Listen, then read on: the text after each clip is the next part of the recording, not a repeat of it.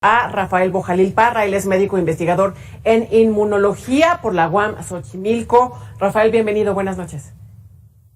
Muchas gracias, Tania, gracias por la invitación, saludos a todo tu auditorio. Un gusto. Oye, a ver, ustedes publicabas un texto con Andrew Comas en donde habla pues de cómo sí regresar pues a las clases presenciales de la manera pues más segura posible. Sin embargo, bueno, arrancas hablando pues de estos contrastes entre quienes definitivamente están por el sí regresar y por los que están por el absolutamente un rotundo no. Sin embargo, hablemos pues de un punto fundamental, porque dices, bueno, sí volver, pero no en medio de una ola, tercera ola en la que nos encontramos, un pico de la pandemia en la que seguimos. ¿Cuándo sí podríamos regresar? Tendríamos que regresar cuando ya haya bajado significativamente el número de contagios en el país, porque si hay un mal momento para regresar es justo cuando están aumentando los contagios y estamos llegando ya a un pico tan alto o más que el de la segunda ola. ¿Esto qué significa? Significa que hay mucha gente contagiada en este momento, sintomática o no, puede ser totalmente asintomática, pero hay mucha gente contagiada y es posible que haya más contagios dentro de las escuelas. Entonces, definitivamente no está a discusión si hay que regresar. Por supuesto que hay que regresar. El daño a los menores de edad ha sido amplísimo y va a ser más amplio mientras más tiempo estemos fuera de clases, no solo en pérdida de los contenidos educativos, pero también en el neurodesarrollo, en sus capacidades de interacción social, etcétera. Entonces, sí hay que regresar, pero no es el momento. Oye, Rafael, también señalan en este texto que, bueno, que volver no puede ser totalmente igual y en las mismas condiciones en todas las regiones, no sé, Chihuahua que Quintana Roo, a lo mejor, ¿cuáles son los aspectos que no estamos tomando en cuenta como para decir aquí sí y aquí no debemos de regresar a clases presenciales? Sí, mira, nosotros en este artículo, Andrew Comas y yo, pusimos una lista de 30 puntos para tomar en cuenta para que se pueda regresar a clases presenciales. Esto es algo que hemos hecho a partir de la experiencia tanto de Andrew como mía, en el sentido de que aun cuando haya gente contagiada, se pueda limitar los contagios dentro de las escuelas. Pero evidentemente no todas las escuelas cumplen con esto. Y desde, ya ahí sí, mi punto de vista muy particular, el gobierno o los gobiernos, tanto federal como estatales como municipales, tendrían que hacerse cargo de todas las escuelas públicas del país. Debería haber un fondo para que en todas las escuelas si hubiera, pues si no agua potable, al menos agua para lavarse las manos, los salones suficientemente ventilados o que haya posibilidad de tomar las clases al aire libre.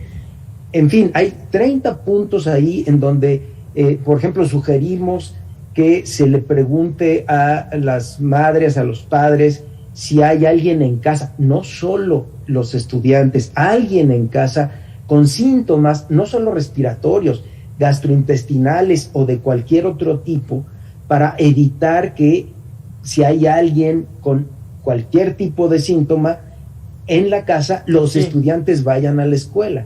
En fin, hay una serie de cosas que hay que cumplir y no se vale, me parece a mí, decir llueva, truene o relampaguee como esté en las escuelas. No, tiene que haber un fondo para hacerse cargo de eso, ¿no? Claro. ¿Qué decir sobre este decálogo de la SEP? Que bueno, ya al final quedó en 9 puntos, ya al final ya no fue decálogo, pero son catálogo de buenas intenciones. ¿Es suficiente con estos 9 puntos?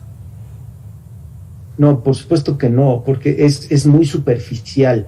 Por ejemplo, hay que darle prioridad a el uso de los espacios al aire libre, sí, pero no dice qué pasa en un lugar donde haya 45 grados de temperatura fuera de los salones, o un lugar donde esté lloviendo, por ejemplo, ¿no?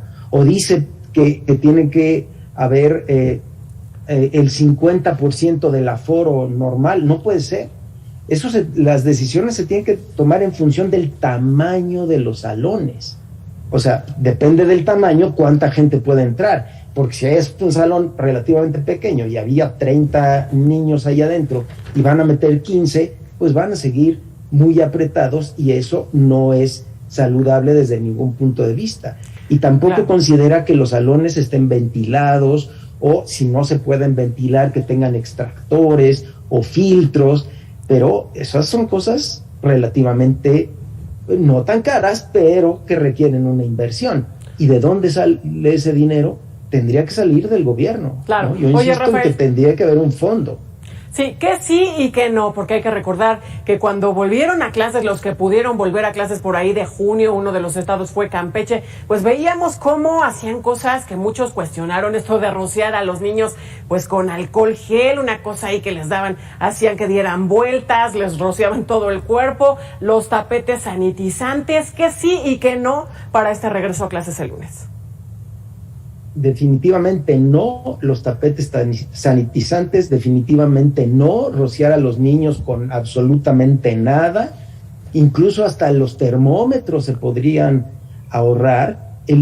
Los puntos que sí, definitivamente, uso permanente de cubrebocas en los lugares cerrados, y si van a salir al patio, por ejemplo, comer en el salón, definitivamente no. Tienen que comer fuera de los salones, en los lugares al aire libre, obviamente sin cubrebocas, pero a 2 metros de distancia uno de otro.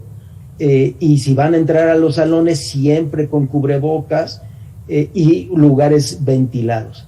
Es decir, hay cosas que no tienen sentido, como los tapetes sanitizantes o andar rociando a los niños con cosas, pero sí tiene sentido el uso permanente de cubrebocas, excepto cuando estén afuera con buena distancia y comer fuera de los salones, por ejemplo.